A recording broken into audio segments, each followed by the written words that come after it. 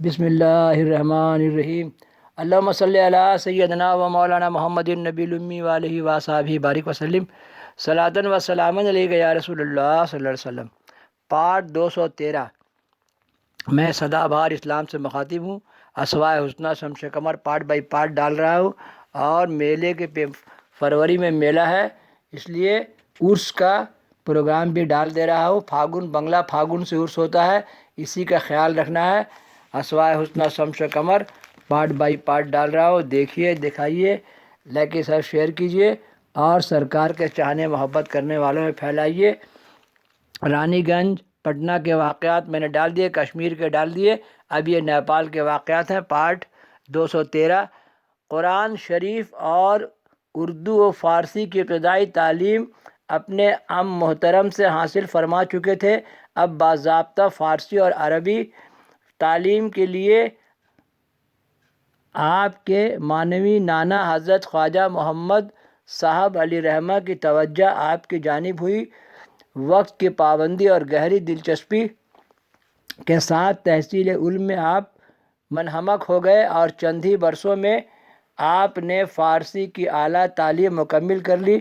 عربی گرامر اور ادب کی بعض کتابیں بھی پڑھ چکے تھے، یعنی نیپال میں دینیات اسلامی اور ادبیات فارسی اور عربی کی جس قدر تعلیم ممکن تھی آپ نے حاصل فرمائی۔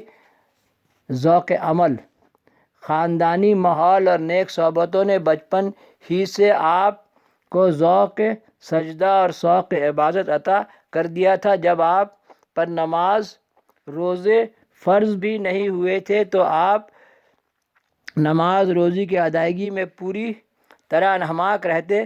جب ہوش و گوش کی منزل میں قدم رکھا تو ادائے فرض کے ساتھ ساتھ اوراد وظائف میں مشغول ہوئے۔ کبھی کبھی نامعلوم کیفیتوں میں ایسے کھو جاتے کہ دنیا و مافیہ کی بھی خبر نہیں ہوتی۔ لوگ آپ کو پکارتے اور آپ مہوی حیرت رہتے۔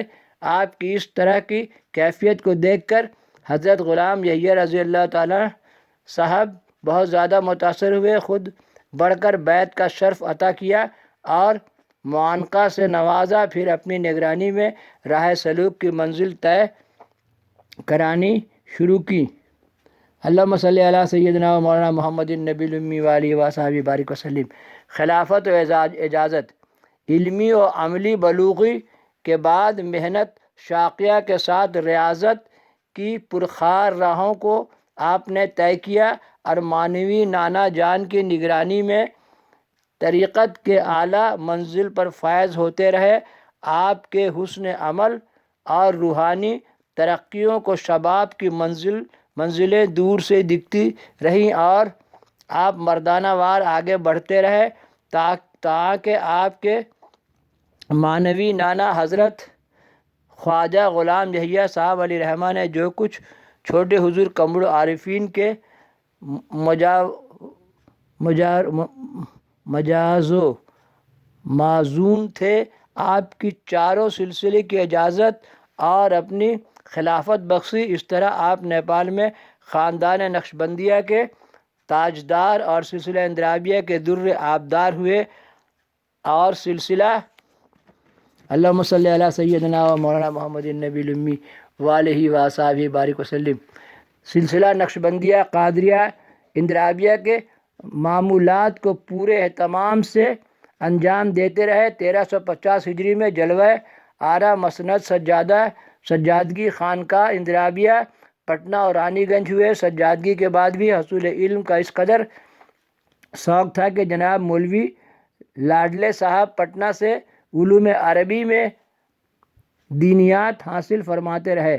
اللہم صلی علی سیدنا و مولانا محمد النبی الامی وآلہ وصحبہ بارک وسلم صلاۃ و سلام۔ میں سدا بہار اسلام سے مخاطب ہوں، اسوائے حسنہ شمس قمر پارٹ بائی پارٹ ڈال رہا ہوں، دیکھیے، جو لائک سب شیئر کیجیے، اور سرکار لوگ کے چاہنے محبت کرنے والوں میں پھیلائیے۔ پارٹ 213 کے بعد یہ ہوگا پارٹ 214۔ پارٹ 214۔ اللہم صلی علی سیدنا مولانا محمد النبی الامی وآلہ وصحبہ بارک وسلم صلاۃ و سلاما علیک یا رسول اللہ.